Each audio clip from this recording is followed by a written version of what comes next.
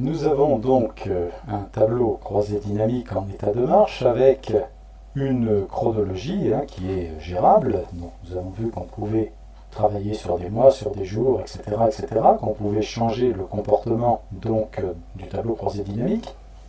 Ce que je vous propose maintenant, c'est de voir qu'est-ce qui se passe lorsque vos données changent.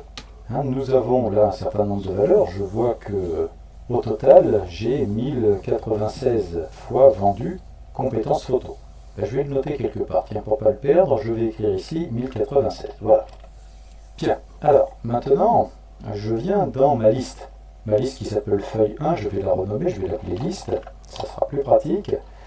Et là, eh bien, il va se passer quelque chose. Il va se passer que le compétence photo de la région PACA, j'avais noté 120. Et je m'aperçois, horreur et damnation, que c'était pas 120, mais c'était 520. Donc j'écris 520, je valide, je viens dans mon tableau croisé dynamique, et qu'est-ce que j'observe? Eh bien, j'observe que j'ai toujours 1096. C'est bien embêtant, me direz-vous. Et oui, parce que la mise à jour ne se fait pas automatiquement. Si vous voulez faire une mise à jour, il faut vous positionner sur votre tableau croisé dynamique, faire un clic droit, et lorsque vous avez le menu contextuel qui fait son apparition, vous venez faire un clic gauche sur Actualiser. À ce moment-là, j'avais avant 1096 que j'ai noté là, j'ai maintenant 1496, donc la mise à jour, c'est bien faite.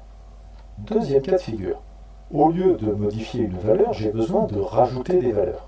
Si je me mets en bas de ma liste et que je tape la date d'aujourd'hui par exemple, le 07 de 08 de 2013, que je mets la région PACA et que je mets compétences photo et que je mets 1000, là j'ai peut-être eu la main un peu lourde, voilà. Si je reviens dans mon tableau croisé dynamique, que je fais un clic droit, que je dis actualiser, que se passe-t-il? J'avais 1496, j'ai toujours 1496. Pourquoi? Eh bien tout simplement parce que j'ai rajouté mes valeurs en bas de la liste. Et ça, c'est très vilain. Lorsque, je vais faire CTRL X pour couper ces valeurs, lorsque vous voulez rajouter des valeurs, vous devez impérativement rajouter ces valeurs sous la première ligne et au-dessus de la dernière, mais pas en dessous, parce que sinon, vos valeurs ne sont pas prises en compte. Donc, je vais venir me mettre sous la première ligne par exemple, ou sous celle-là, tiens, au hasard, allez, ici, je fais clic droit, je dis que je veux faire une insertion, et donc, là, j'ai inséré mes cellules coupées. J'avais fait CTRL X en bas. Donc là, j'ai inséré mes cellules coupées, la valeur de 1000 est bien en place, je viens dans mon tableau croisé dynamique, je fais un clic droit, je dis actualiser, le 1496 se transforme en 2496 et le mois d'août fait bien son apparition. Donc attention à ces petits détails parce que ça peut être fâcheux dans certains cas, on peut se dire oulala, il y a un problème.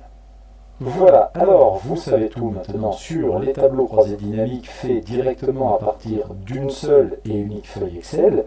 Je vous convie à passer dans la suite de ces tutoriaux sur le tableau croisé dynamique pour découvrir comment réaliser un tableau croisé dynamique à partir de non pas une, mais deux feuilles de calcul Excel.